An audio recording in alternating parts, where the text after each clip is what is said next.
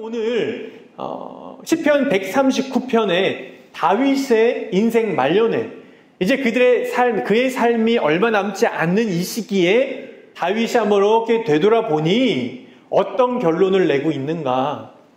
뭘 것 같아요? 다윗의 고백은 시편 139편에 이렇게 돼요. 1절부터 바로 다윗이 이렇게 고백하죠. 여호와여, 주께서 나를 살펴보셨으므로 나를 아시나이다. 나를 살펴보셨으므로 나를 안다 라고 말씀하고 있죠. 다윗이 그렇게 기록한 거예요. 나를 살펴보셨으므로 하나님이 나를 안다. 여기서 살펴보셨다라는 원뜻은요, 꿰뚫다, 또 치밀하게 조사해서 발견해내다 라는 뜻을 가지고 있어요. 그러니까 다윗이 고백하는 건 뭐예요? 하나님이 나를 꿰뚫어 보고 계시다. 그래서 2절은요, 우리의 앉고 일어섬을 아시고 멀리서도 나의 생각을 아신다. 그리고 3절에 나의 모든 행위를 알고 4절에 여호와여 내 혀의 말을 알지 못하는 것이 하나도 없으시니다 라고 해서 이게 무슨 말인가 헷갈리지만 세번역에는 이렇게 고백하고 있어요. 내가 혀를 놀려 아무 말 하지 않아도 주님께서는 내가 하려는 말을 이미 알고 계십니다. 그러니까 하나님이, 다윗이 느낀 하나님은 뭐예요? 모든 것을 아는 거예요. 누구에 대해서? 다윗에 대해서요. 앉고 일어섬도 아시고 생각도 아시고 심지어 말하지 않아도 무엇을 말할지를 안다라는 거예요. 그래서 다윗도요 이렇게 고백해요. 하나님이 나를 다 안다. 나에 대해 모든 것들을 다 안다. 어떻게 알 수 있냐고요? 그 밑에 성경 말씀이 나와요. 7절 볼까요? 내가 하나님을 떠나 어디를 갈 수 있겠습니까? 그 말은 내가 어디를 가든 누가 나와 함께 한다는 거예요. 하나님이 나와 함께 한다는 거예요. 내가 하늘에 올라갈지라도 거기 계시며 스울에 내 자리를 펼지라도 거기 계시니이다. 그러니까요, 이 하늘과 스울은 어떤 표현이냐면 사람이 생각하는데 가장 높은 곳이 하늘이고 사람이 생각할 때 가장 아래가 어디예요? 스울이에요. 땅이 아니라 땅 아래. 스울은 뭐 지옥이라고도 얘기할 수 있고 뭐 그렇게 얘기할 수 있죠. 물리적인 것은 그래요. 내가 아무리 높은 곳에 갈지라도, 내가 아무리 낮은 곳에 갈지라도 누가 나와 함께 한다? 하나님이 나와 함께 한다. 이걸 조금 의역하면요, 내가 기쁠 때에도, 스울이라는 것은요, 유대인들의 사고에는 하나님의 은혜가 미치지 못하는 곳이에요. 하나님의 은혜가 미치지 못하는 곳에도 하나님의 손길이 있다라는 것은 뭐예요? 내가 기쁠 때도, 내가 행복할 때도, 내가 감당할 수 없는 어려움이 내게 왔을 때도, 내가 죽고 싶은 힘듦이 내게 다가왔을 때도 누가 나와 함께 한다? 하나님이 나와 함께 한다 라는 거죠. 하나님이 나를 알아요. 왜요? 하나님은 단 한순간도 나를 떠난 적이 없기 때문에 나를 알아요. 그래서 다윗은요 14절에 이렇게 고백해요. 내가 주께 감사하옴은 나를 지으심이 심히 기묘하심이니라. 주께서 하시는 일이 기이함을 내 영혼이 잘 아나이다. 이게 무슨 말인지 잘 모르겠죠. 그래서 공동 번역은요 이렇게 고백을 해요. 내가 있다는 놀라움, 하신 일에 놀라움. 여러분, 사람은요 나 혼자 살아갈 수 있나요? 없나요? 혼자 살아갈 수 없고, 우리가 지금까지 이렇게 장성해서 이 자리에 있는 것이 누군가의 도움이 없이는 우리는 이 자리에 있을 수 없다라는 거죠.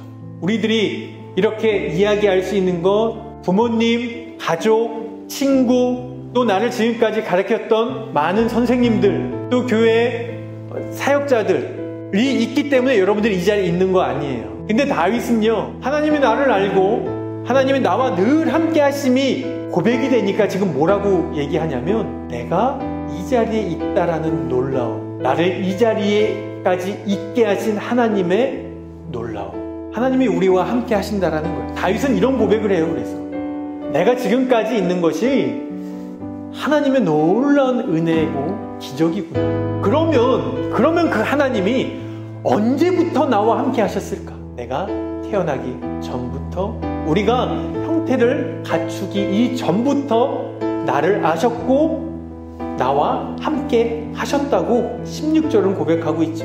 그러면서 17절, 18절에 이렇게 말씀하시죠. 하나님이여 주의 생각이 내게 어찌 그리 보배로우신지요. 그 수가 어찌 그리 많은지요. 모래보다 하나님이 나를 생각하는 그 생각, 나를 향한 계획이 많다라는 거예요. 이 말은 하나님이 나를 지극히 관심이 있고 사랑하신다라는 거죠. 우리들의 인생에 어떤 어려움이 왔을 때, 힘듦이 왔을 때 우리는 하나님을 바라볼 필요가 있는 거예요. 내가 고민하고 내가 길을 막 찾는 것이 아니라 하나님이 내게 허락한 또 나를 향한 하나님의 계획을 따라갈 필요가 있어요. 절대적이에요, 여러분. 그러니까 우리는 기도할 수밖에 없고 기도 반드시 해야 하는 거죠.